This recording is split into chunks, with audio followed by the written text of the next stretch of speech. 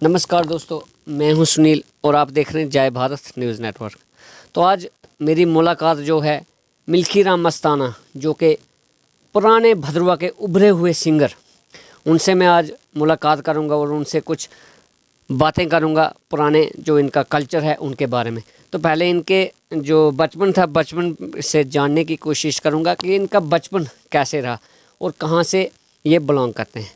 तो जी मिल्खी राम जी, आपका स्वागत है जय भारत न्यूज़ नेटवर्क में। नमस्कार मेरे भाई दोस्त जितने भी देखने वाले हैं, और मैं आपका भी बहुत शुक्रिया अदा करता हूं कि आप ऐसे मतलब जगह पर जाते हो और कलाकारों को या कहीं कोई किसी भी मतलब एंगल में कोई काम करता हो तो मीडिया का काम ही होता है कि नहीं जी उसको कहीं स्टेज पर लाएं और उसका परफॉर्म करवाएं उससे कि चलो जी किसी को दो पैसे मिल जाएं।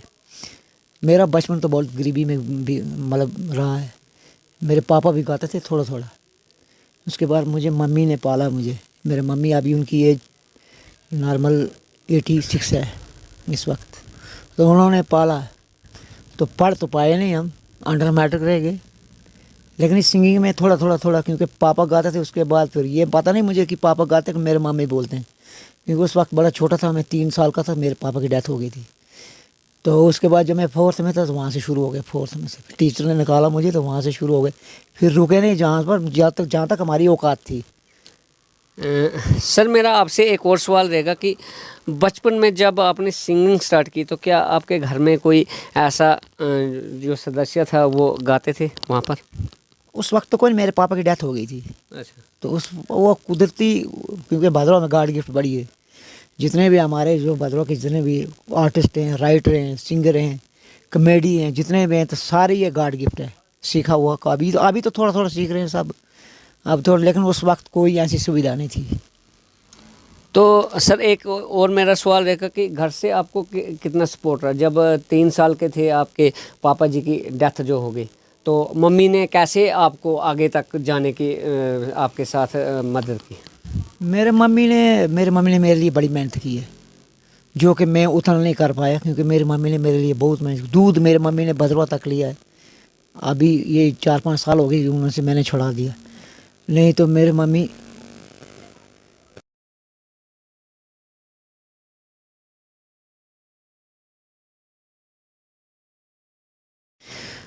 तो उन्होंने कभी नहीं बोला मुझे कि तू क्या कर रहा है क्या नहीं कर रहा है। उन्होंने उनको इस चीज़ से कोई, क्योंकि वो अनजान थे, उनको पता नहीं था कि ये क्या चीज़ है। तो मैं खुद ही जाता था जैसे स्कूल से, लेकिन स्कूल से कुछ टीचर थे, उन टीचरों से के सामने मैंने 1-2 बार गाया। उस वक्त लिखता नहीं था, गाता था मैं। तो बस वहाँ से स्कूल से थोड़ा शुरू हो गया मैं कैंप में। फिर उसके बाद मैंने जब स्कूल छोड़ दिया फिर मैंने लिखना शुरू कर दिया।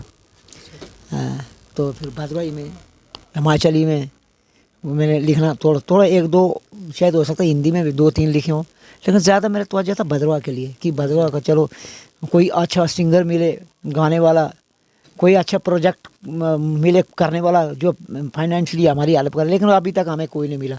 बोलते तो सब हैं लेकिन मिलना कोई नहीं है। ऐसे मेरे पास तो 300-400 मेरे ख्याल लिखे होंगे मैंने अभी तक। अच्छा। भद्रवाई। तो आपने सुना कि जो मिल्खी राम जी, इन्होंने 300-400 गाने जो भद्रवाई वो लिखे हुए हैं।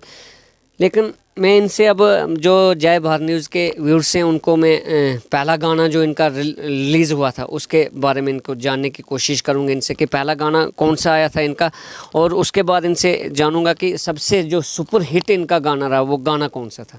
तो जी मुल्की जी। पहले तो जब मैंने राइटिंग शुरू की थी, पहले मेरा गाना जो मैंने था वो गाना रिकॉर्ड नहीं हुआ है, क्योंकि वो उस वक्त, क्योंकि एक उसके बाद मैंने एक दूसरा गाना लिखा तो वो ज़्यादा हिट हो गया। लेकिन जो मैंने पहले लिखा तो अभी भी मेरे वो मतलब अभी मेरे दिमाग में वो गाना चलता, क्योंकि वो गाना बड़ा ज़बरदस्त था। वो था नुसरत फ़तेह अली खान की गज़ल थी एक, हम तो दीवाने थे लेकिन यूं नाहक बदनाम हुए। तो उस पर लिखा था मैंने वो भद्रवाई में, अस भी दीवाने थे तेरे किन तेरे तुसें बदनाम किए, तुझे यार लोक बनाए अस किन तेरे गुमनाम किए। ये बड़ा अच्छा गाना था। लेकिन ये क्योंकि उस वक्त मैंने जैसे वो लिखा तो कोई 10-15 दिन के बाद मैंने लिखा मेरो यार तेरी जोर पालना, वो बड़ा हिट हो गया।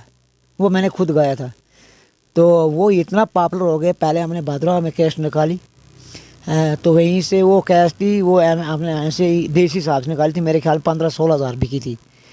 तो जहाँ से फिर मैंने जम्मू से रिकॉर्डिंग की, गुमनाम थी वो सजनी, उस कैस्ट का नाम था, वो मेरे हिसाब से कोई 50-60 हज़ार तक बिकी है वो कैस्ट। फिर उसके बाद मैंने 5-6 एल्बम निकाले, तो बस फिर वो चलता रहा आस्ता आस्ता। फिर मेरे बाद में मैंने एल्बम निकाले तो कुछ गाने जो हिट होने लगे।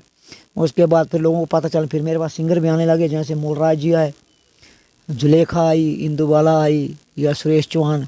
मतलब रियाबी रेडियो स्टेशन में जितने भी लोग हैं, तो शायद हो सकता है हफ्ते में लोग गाते हैं, लेकिन जितने भी आर्टिस्ट गाते हैं शायद एक आध मेरा होता है उसमें, कोई ना कोई। मेरे तकरीबन भदरवा के जो मेरी एज के मतलब जितने भी आर्टिस्ट हैं, तो सब ने मेरा 1-1, 2-2 गाए हो। मोराज के अलावा मोराज ने मेरे ख्याल 10-15 गाने गाए मेरे उसने। अच्छा, तो अब मैं आपसे जानने की कोशिश करूंगा कि बहुत खुशी की बात है कि आज भी जो भदरवाई हमारे सिंगर हैं वो अपना जो कल्चर है वो नहीं भूलें। तो मैं आपसे एक सवाल पूछूंगा कि आप जो अपने 3-4 गाने जो नए आपने अब रिलीज़ करने, या कुछ पुराने गानों की आप थोड़ी सी हमारे जो दर्शक इस टाइम देख रहे हैं, तो उनको थोड़ी सी 1-1, 2-2 कलियां उनको सुनाएंगे।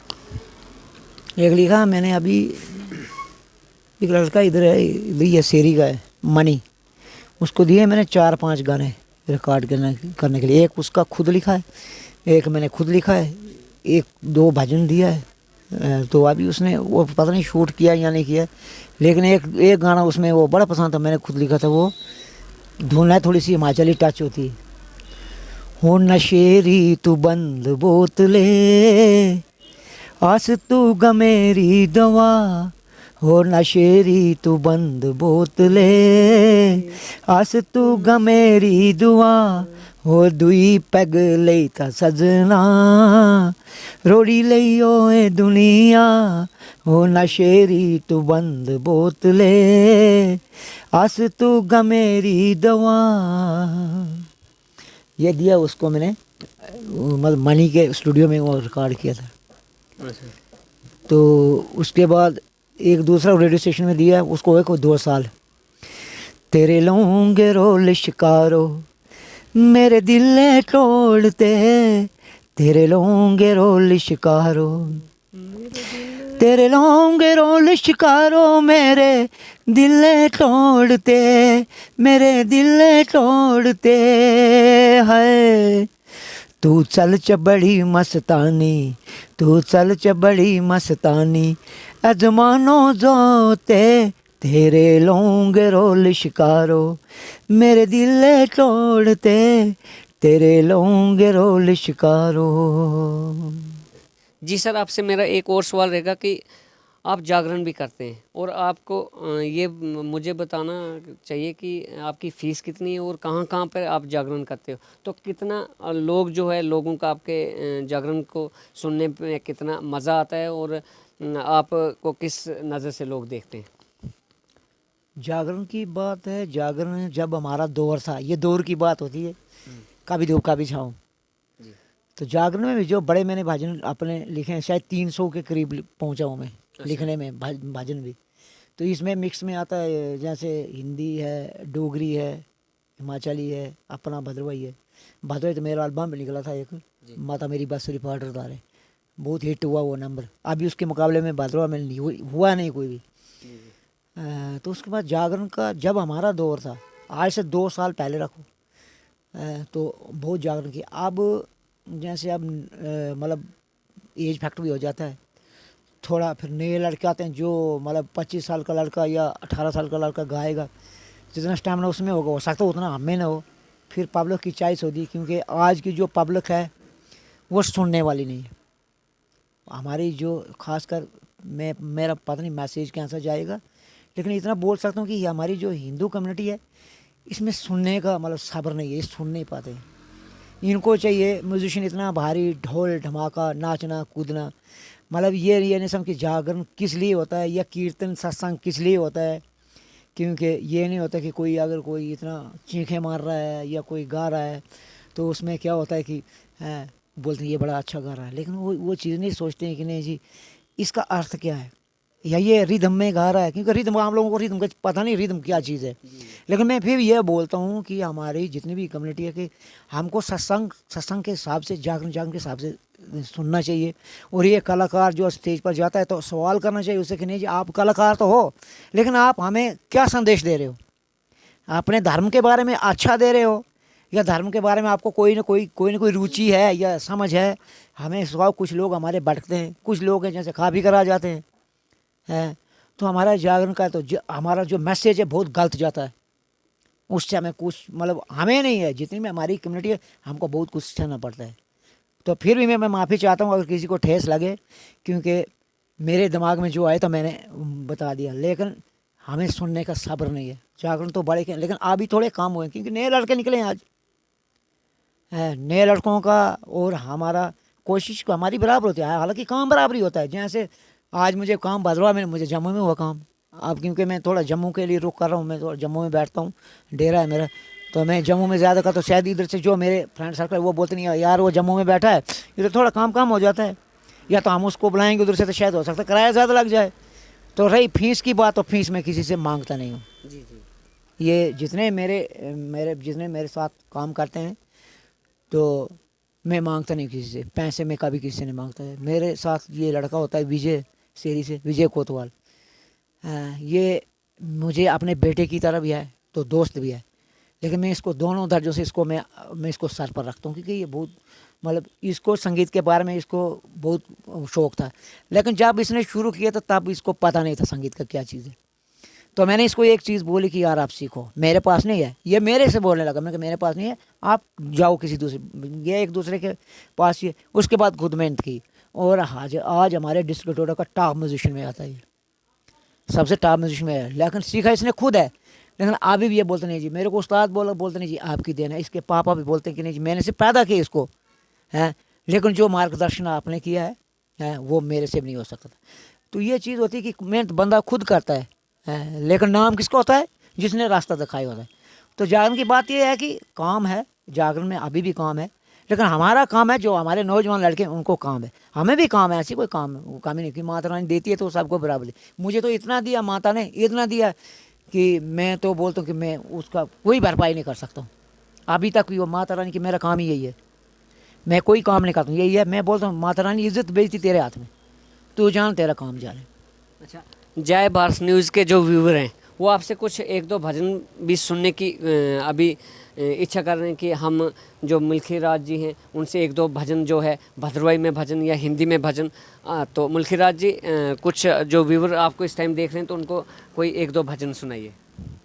ये लेटेस्ट मैंने हो गया कोई हफ्ता में नहीं हुआ, मेरे रखो हफ्ता, एक भजन थोड़ा सा मतलब एक अंतरा जी, एक सथाई गाता हूँ मैं। अब नया लिखा है, वो छड़ी चुकी आई गे मैया तेरे द्वार, कुलबीर ठाकुर तेरा हो। ओ छड़ी चुकी आई गे मैया तेरे द्वार, ठाकुर कुलबीर तेरा हो। ओ नंगे नंगे पैरे आया तेरे द्वार, ओ नंगे नंगे पैरे आया तेरे द्वार, ठाकुर कुलबीर चेला हो। ओ छड़ी चुकी आया मैया तेरे द्वार, ठाकुर कुलबीर तेरा हो। अब हमारे व्यूअर जो हैं वो भद्रवाही भी एक भजन सुनना चाहेंगे जो कि भद्रवा के व्यूअर्स जुड़े हुए हैं, तो वो भी एक सोचते हैं कि हम भी एक इनसे भद्रवाही एक जो आपका भजन है वो सुनने की काफ़ी ज़्यादा इच्छा कर रहे हैं। तो आप एक भद्रवाही जो भजन है वो सामने रखें। भद्रवाही तो अभी लेटेस्ट मैंने कुछ नहीं लिखा है, लेकिन एक छोटा सा मतलब भद्रवाही में फोक टाइप में है ये, मतलब शिव जी का है थोड़ा सा। तो मतलब समझो कि मतलब एक अंतरा ही सुना, सथाई सुना दूंगा मैं। हो शिव जिन भंग लगी हो नशे में सब संसार, हो शिव जिन भंग लगी हो नशे में सब संसार, हो शिव जिन भंग लगी हो नशे में सब संसार, हो शिव जिन भंग लगी हो नशे में सब संसार। हो शिव जी ओ शिव जी नचने लगू संसार। ओ शिव जी नचने लगू संसार। शिव जी न भंग लगी ओ नशे में सब संसार। अभी मैंने लिखा नहीं है, मतलब ये नया कुछ नहीं लिखा मैंने। जी। तो आपने काफ़ी ज़्यादा जो चीज़ें आज मुल्की राम जी जो कि काफ़ी उभरे हुए सिंगर भद्रवा से, आज भी इनका आप देखें तो कितना जो इनका गला है, कितना अच्छा इनकी गायकी है। तो आज के लिए बस इतना ही। आप देखते रहिए जय भारत न्यूज़ नेटवर्क। मुझे दीजिए इजाज़त। जय हिंद, जय भारत, जय श्री राम।